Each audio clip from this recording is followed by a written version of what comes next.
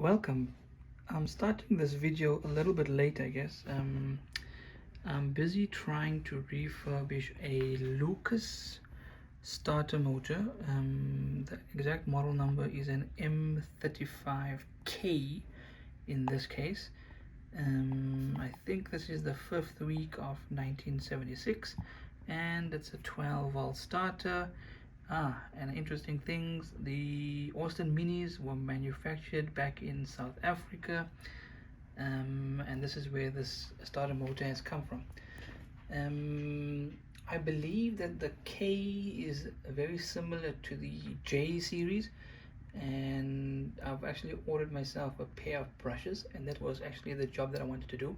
I haven't seen any videos on YouTube that does the M35K, so I thought that I'll put together something. The basic deconstruction is done by removing these two long bolts that fit through the back of the starter motor. Once you've done that, this entire assembly over here comes out. Your armature. You can then remove this top spring that sits over there by using two vice grips. I want to show you guys more how I changed the brushes. The inside of the brush arrangement looks like this. I've already started by clipping off, where was it? Right over here. I've already started by clipping off the leads. As you can see, the inside of the motor was quite dirty. I do want to clean it out, but I've been really struggling to remove these screws. I understand that there's a tool that you could use that fits into a table vise or bench vise, which I'll try to get my hands on, but if not, I'll try my best to clean out the inside as best as possible. So anyways, back to the brushes. The brush kit that I bought has got 4 of these brushes, as well as the copper bushing. My understanding is that I need to drill out these rivets, so I'll need to see if I can find some replacement rivets for that. Yeah, besides that, what I can tell you is that these wires are not soldered onto here. So as much as I tried with my soldering iron to remove it from here, it just wouldn't come off. So the next best thing was to leave a bit of wire, snip a bit off, and with the idea that eventually I will tin this and then resolder it and try to use the heat protection shield that came off the old brushes to cover up the solder joint. That should hopefully hold things together. Cool. Okay, I'm removing the power feed post, I'm going to call it. It's just a simple matter of removing these bolts that were on the bottom, some sort of an insulating washer to prevent, I assume, power from getting onto the grounded surface of the motor. Then it has a washer and a split washer over here. Don't know if you can zoom in on that. Followed by the nut, and then you put your cable over and you clamp it down with a second nut. So this post should just push out, and on the reverse pull out. To remove the brushes, the best way I've found to do it is to push back the sheathing, and then because it's braided, if we look over here, because it's braided, if you just give it a small turn, you'll get to the individual wires, and then you pull out each of the individual braids to be able to pull it out. I don't know if you can see inside there, but it looks like I definitely need to get some new springs over here, because there's something. Yeah, these springs have definitely seen better days. With all the brushes out, I believe the springs are taken out from the underside, and the way to remove this fixture over here seems to be to drill out these rivets, or what you call them, rivets. So using my screwdriver, my drill, I'm gonna try to quickly drill out these nuts. Okay, a few taps later, and we managed to pop off the brush holder, as you can see, this thing is nasty. I'm gonna try to give it a good clean. I think in my brush replacement kit they might have even sent a new bronze, what do we call this, bearing of sort, or bush. So I'll also try to give that a replacement. As you can see over here, there's a plastic bit where the power comes in, as I mentioned before, to prevent it from touching the grounded area thing of the starter. So this is the unit that holds the brushes. So the brushes sit on this side, and on the other side it's got some springs. I'm definitely going to see if I can get some new springs, because some of them were very corroded. It seems to be maybe a metal plate of sort that joins these two together. I'm not sure if there was one over here as well. But yeah, the rivets just tap out with from the other side, just using a nail or a center punch. Just drill a bit and tap, and out it pops. I've got these two parts out of a quick clean in a degreaser, so I can definitely do a little bit more over here, but it's looking a lot better than when I took it out. I'm going to try to pop out that bushing, the brass bushing inside there. But as you can see, looking a lot more cleaner. There was a plastic square part over here that I popped out. There we go.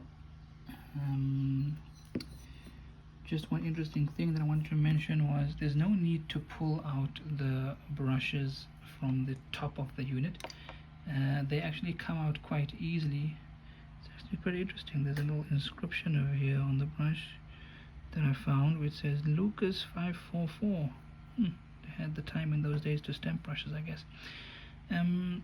Yeah, once you remove the brush holder housing from here, the brushes actually slip out of the bottom much more easily. So what I can show you is that, there we go, they fit in, and because the gap over here is so much bigger, they're able to slide right in and out. So even after the degreasing and cleaning with a wire brush, after leaving this for 1 day only, I'm already starting to see traces of corrosion, as you can see in those corners over there, which means that I need to think of something to protect this metal. I'm considering setting up a small zinc plating solution to try to solve this matter. This is my zinc plating setup that I've got going over here with my first washer. This is my zinc solution, and I've put together some zinc anodes on the sides, as well as plating the device off the top copper bar.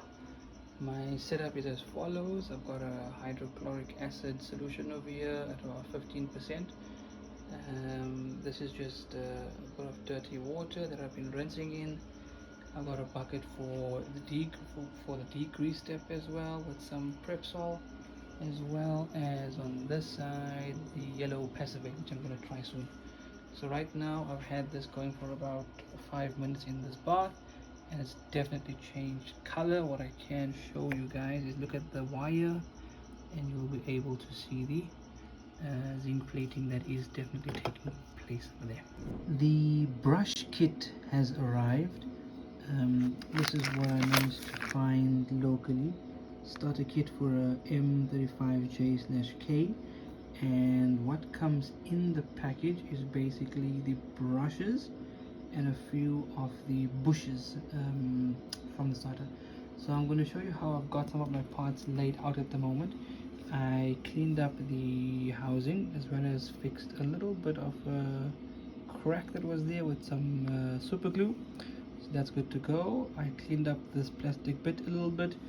This is actually a cardboard insulating piece that I've cleaned up as well as best I could. But let me show you something else that I've done. Each of these parts over here, I've gone and did some of my own zinc plating to see if I can keep them newer, I guess, for longer. without corroding, so they've all got some zinc on them. These are the bushes from the package. I ordered 2 sets just in case. Those were the bushings and the brushes. This, if you remember how it used to look before, the cap was had a lot of rusting and corrosion. This is how it cleaned up and was zinc plated, as you can see. Pretty shiny now, and I fitted in the new bushing already, so that's good to go. Even the bolts, I tried 2 different types of zinc plating. The one was pure zinc and the second one was with a yellow passivate. I'm liking the bright shiny one at the moment. So now it's just back to assembly and hope that it still works. Okay, I've fitted the brush box back into the housing. I've managed to put the brushes into the holder as well. This is the positive coming in, going to the 2 sides, and the negative wires. What I've done at the moment is I've tinned them up with the idea to attach them back onto those 2 leads which are also tinned up. These wires over here are quite dirty and grimy, so it's a bit difficult to tin.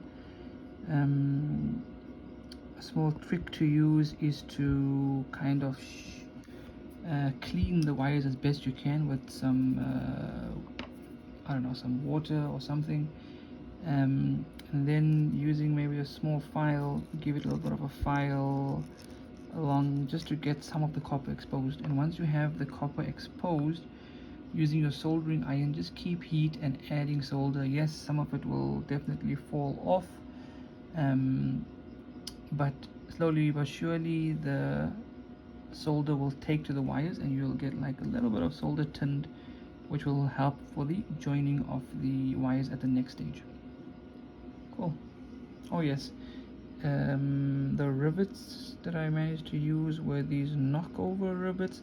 So I put in, I had to, where's one example over here? I managed to buy these things over here. I had to trim them a bit shorter using my hacksaw. This one over here I made a bit too short, but once trimmed I managed to fit it in and knock them over on this side by placing this onto a vise right here in the corner, resting on the vise edge, and then hammering away over here on the bottom. Okay, the moment of truth.